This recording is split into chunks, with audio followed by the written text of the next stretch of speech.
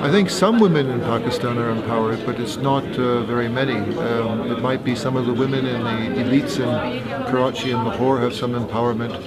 Some of the women in some of the communities, such as in Hunza, may have empowerment. But the point is that's a very tiny minority.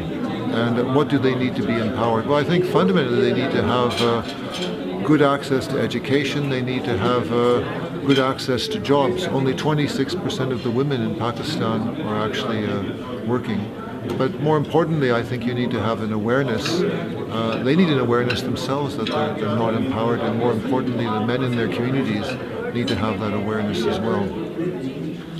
Two things. One is I don't think there's a sufficient awareness of what is being lost to everybody in the country because of the lack of empowerment of women.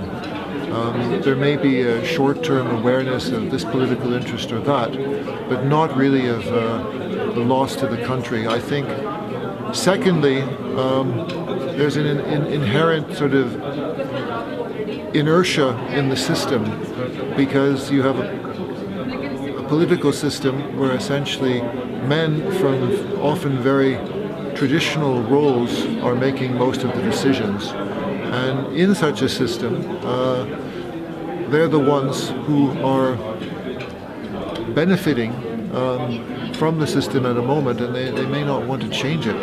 But they need to because it's in their own interest.